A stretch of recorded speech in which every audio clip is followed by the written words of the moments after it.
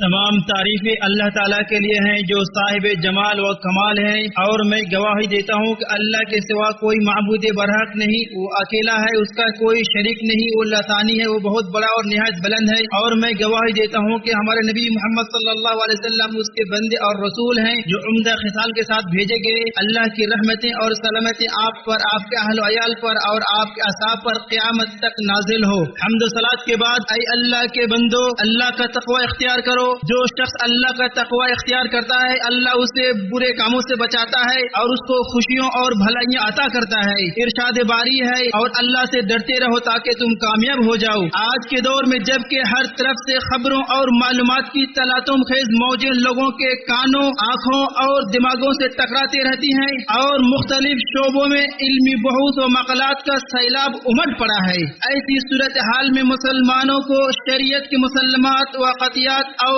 دین اسلام کے اصول و مقاصد کی روشنی میں ایسی بنیادوں کی اشد ضرورت ہے جن کے ذریعے وہ اپنے اعضاء و جوارح پر قابو پا سکیں اور انحرافات و لغزش کے اسباب و محرکات سے ان کی حفاظت کر سکیں۔ ارشاد باری تعالی ہے، اور ایسی بات کے پیچھے نہ پڑو جس کا تجھے علم نہیں، کیونکہ اس بات کے متعلق کان، آنکھ اور دل سب کی باز پرس ہوگی۔ اس آیت کریمہ اور اس جیسی شرعی نصوص سے ایک قطعی اصول ثابت ہوتا ہے جو کہ معاشرہ کے لیے تحفظ کی ضمانت دیتا ہے، نجات کے اسباب کو یقینی بناتا ہے اور ہر طرح کی سعادت کی راہیں ہموار کرتا ہے کہ ایک مسلمان کا یہ منہج ہونا چاہیے کہ وہ اپنے کان، آنکھ اور دل کو اچھی اور بری جس چیز میں بھی استعمال کرے گا اسے رب کے سامنے اس کا مکمل حساب دینا پڑے گا۔ ارشاد باری ہے، وہ کوئی بات اپنے منہ سے نہیں نکلتا مگر اس کے پاس ایک نگراں موجود ہوتا ہے، اور رسول اللہ صلی اللہ علیہ وسلم نے فرمایا کہ آدمی کے جھوٹا ہونے کے لیے ہی کافی ہے کہ وہ ہر سنی ہوئی بات کو بیان کرے۔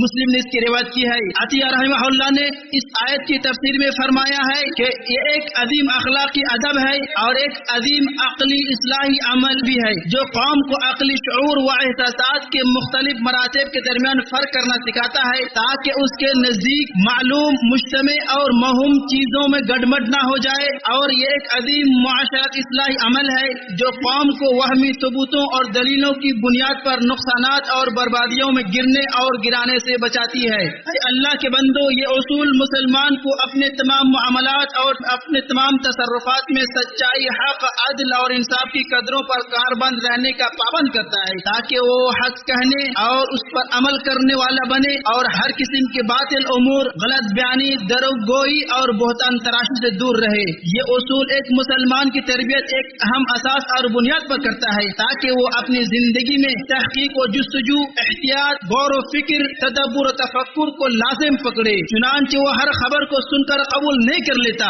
اور نہ ہی ایسی ہر بات کہنے والے اور بولنے والے کی اتباع کرتا ہے جس کے پاس اس بات کی صحت اور صداقت پر کوئی دلیل موجود نہ ہو، جیسا کہ آج کل سوشل میڈیا وغیرہ میں ہو رہا ہے۔ بلکہ اسلام اپنے پیروکاروں کو شرعی ضوابط اور دینی اصولوں کو اپنانے کی تعلیم دیتا ہے اور اسے چیزوں کو پرکھنے اور تولنے کا قابل بناتا ہے تاکہ وہ ہر بات کی چھان پھٹک کرے۔ مسلمان کی حالت ہونی چاہیے کہ وہ افواہوں سے دھوکہ نہ کھائے، پئی در پئی موصول ہونے والے جھوٹی اور من غلط خبروں سے مروب نہ ہو، گرچہ انہیں نشر کرنے والے بہت زیادہ اور بہت عظیم لوگ کیوں نہ ہوں۔ درست ترین معیار ہی ہے کہ خبروں کی صحت و صداقت سے پوری طرح واقفیت حاصل ہو، ان کی نشر و اشاعت اور ایک دوسرے تک منتقل کرنے میں کس قدر مصلحت عامہ و خاصہ مضمر ہے اس کی معرفت ہو، نیز اس خبر کو نشر کرنے سے فساد برپا نہ ہو اس کا بھی ضرور خیال رکھا جائے۔ ارشاد باری تعالی ہے، اے مومنو اللہ سے ڈرو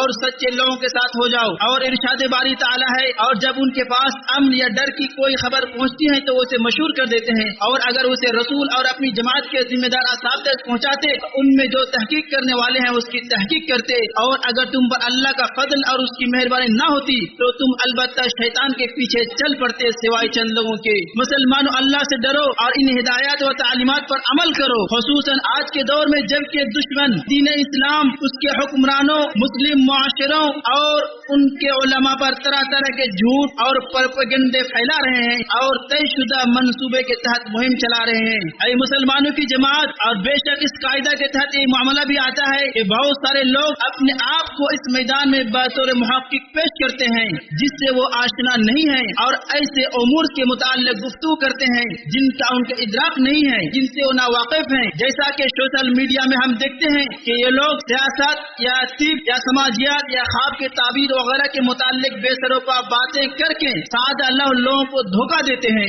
اور اس سے بیشتر کا مقصد یہ ہوتا ہے کہ لوگوں کے مال کو ناجائز طریقے سے ہڑپ کرنا ہوتا ہے، جو انہیں ان کے فالو کرنے والوں کی وجہ سے ملتے ہیں. اللہ تعالیٰ کا ارشاد ہے، اے مومنو اپنے مال آپس میں باطل طریقے سے نہ کھاؤ، لہذا مسلمانوں پر واجب ہے کہ ایسے لوگوں کا بائیکاٹ کریں اور ان کے پیچھے نہ بھاگے اور نہ ان کے پیچھے بھاگے، کیونکہ اس طرح کے ویب سائٹس نے لوگوں کے دین اور دنیا کو بہت زیادہ نقصان اور بہت زیادہ ضرر پہنچایا ہے. اللہ تعالیٰ کا ارشاد ہے، اے مومنو اپنے بچاؤ کا سامان پکڑو. اللہ کے بندو، اور آج سوشل میڈیا کی وجہ سے دنیا میں اتنے میں بھی مبتلا ہے کہ مختلف تنظیموں کی سپورٹ اور مختلف ادارے کی سرپرستی میں بہت سارے لوگوں کو ٹرینڈ کیا جا رہا ہے، جو شیطان کے نقش قدم کی پیروی کرتے ہوئے الہاد و لادینیت کو عام کرنے اور نت نئے شبہات کو ہوا دینے میں مصروف ہیں، اور مسلمانوں کے اندر ان کے دینی عقائد، شرعی مسلمات، دینی مصادر اور مآخذ اور اصول و قواعد جن پر دینی احکام کی بنیاد ہے، ان کے تئیں شکوک و شبہات پیدا کرنے کی کوشش کرتے ہیں. لہذا مسلمانوں ایسے فتنہ سے ہوشیار رہو اور ان کی تعداد میں اضافے کے سبب نہ بنو، ان کی باتوں کو نہ سنو اور نہ غیر شعوری طور پر ان کے مذموم افکار کی نشر و اشاعت اور ان سے پیدا ہونے والے خطرات کو عام کرنے کا باعث نہ بنو. ان کے ساتھ بحث، مباحثہ اور جدال و مناظرہ نہ کرو، کیونکہ یہ لوگ متکبر ہیں، حق کے معاند اور باطل کے رسیہ ہیں. ان جیسے لوگوں کے ساتھ بحث و مناظرہ جائز نہیں ہے، جیسا کہ اہل علم نے مناظرہ اور بحث و جدال کے احکام و آداب کے تعلق سے لکھا ہے. عمر بن عبد العزیز رحمہ اللہ کا قول ہے کہ جو شخص اختلافات اور جھگڑے میں دین کو آڑ بناتا ہے وہ تیزی سے اپنی رائے بدلتا رہتا ہے. اصحاب رسول اور اسلاف امت سے جو اصول و قواعد منقول ہیں، ان میں سے ایک بنیادی اصول یہ ہے کہ بحث و مباحثہ اور جدال کو ترک کرنا سلف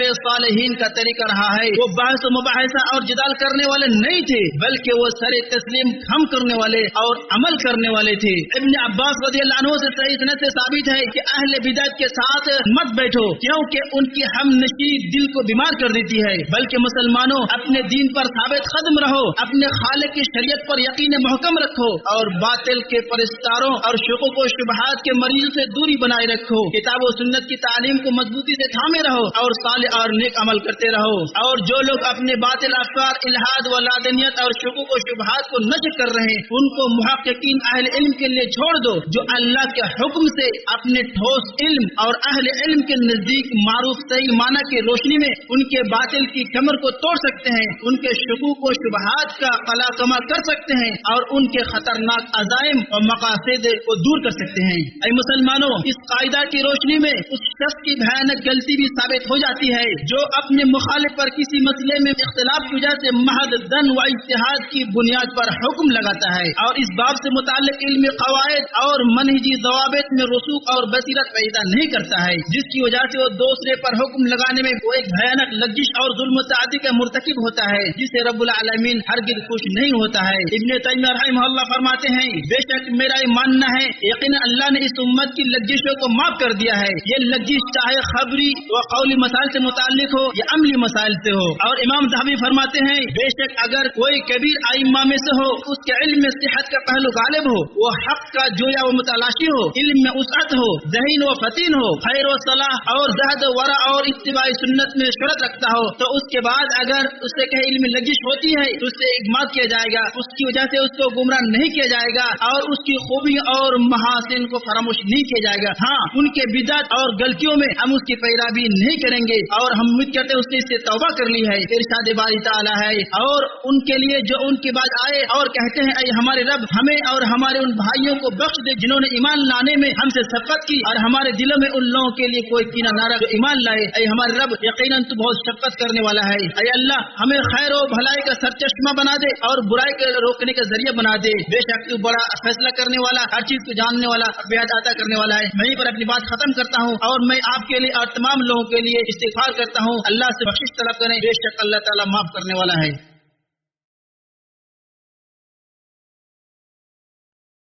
تمام تعریفیں اکیل اللہ کے لیے ہیں، اور درود و سلام نازل ہو اس ہستی پر جن کے بعد کوئی نبی نہیں۔ حمد و صلات کے بعد کتاب و سنت کی اہم ترین ہدایت و تعلیمات میں سے بھی ہے کہ اس وقت تک کوئی شرعی فتویٰ دینے یا کوئی شرعی حکم صادر کرنے سے انسان کو ڈرنا چاہیے جب تک کہ اس میں ایسے اجتہاد کو بروئے کار نہ لا جائے جس میں علماء کے یہاں طے شدہ عمومی و خصوصی اصول و ضوابط کی رعایت کی گئی ہو، ورنہ کسی بھی طالب علم کے لیے جائز نہیں کہ وہ تکلف سے ہر سوال کا جواب دینے کی کوشش کرے، وہ علم میں کتنے ہی بڑے مرتبے پر فائد ہو چکا ہو۔ البتہ اگر پیش آمدہ مسئلہ سے متعلق علمی اصالت، دلائل، اس کے معارضات اور اس پر مرتب ہونے والے اثرات و نتائج پر مکمل دسترس رکھتا ہو تو فتویٰ دینے میں کوئی مدعا نہیں ہے، ورنہ صرف علماء ربانیین کے منہج پر چلنا واجب اور ضروری ہے۔ جیسا کہ ابن مسعود نے فرمایا ہے، کسی مسئلے کا علم نہ ہونے کی صورت میں اللہ عالم کہنا، اللہ سب سے زیادہ جاننے والا، یہ بھی ایک علم ہے۔ سوشل میڈیا وغیرہ پر لوگوں کے سامنے آنے والے بھائی، اگر کسی مسئلے میں آپ کو جواب کا پختہ یقین نہ ہو یا اس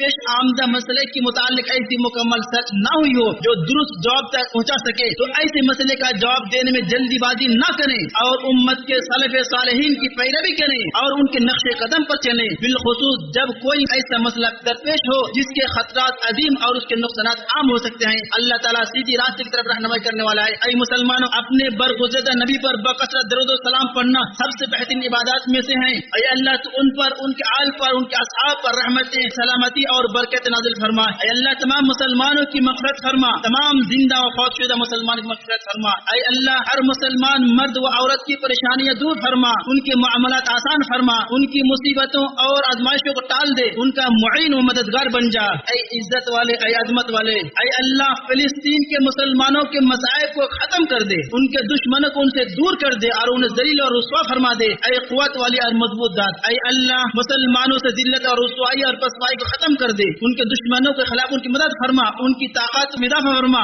ان کے مریضوں کو شفایاب فرما، ان کی حاجات کو پورا فرما، ان میں اتحاد و اتفاق کی فضا قائم کر دے۔ اے اللہ ہم مہنگائی، وباؤں اور ظاہری و باطنی فتنوں سے تیری پناہ چاہتے ہیں۔ اے اللہ خادم حرمین شریفین اور ان کے ولی عہد کی حفاظت فرما اور انہیں ہر خیر کی توفیق فرما۔ اے اللہ تمام مسلم حکمرانوں کی خیر کی توفیق عطا فرما۔ اے اللہ ان مسلمانوں پر لطف و مہربانی فرما جو اپنے گھروں سے نکل کر منتشر ہو چکے ہیں اور اپنے وطنوں سے دیار غیر منتقل ہو چکے ہیں۔ اے اللہ ان کے علاقوں میں واقع ہونے والے قحط اور فتنوں کو دور کر دے۔ اے تمام جہانوں کے رب، اے اللہ باران رحمت کا نزول فرما۔ اے اللہ تمام مسلمانوں کے علاقوں میں باران رحمت کا نزول فرما۔ اے اللہ تمام مسلمانوں کو باران رحمت کا نزول فرما۔ اے اللہ ان کے ملکوں کو خیرات و برکات سے مالا مال فرما دے۔ اے کرم کرنے والی ذات، اللہ کے بندو، اللہ کو بہت زیادہ یاد کرو اور صبح و شام ان کی تسبیح بیان کرو۔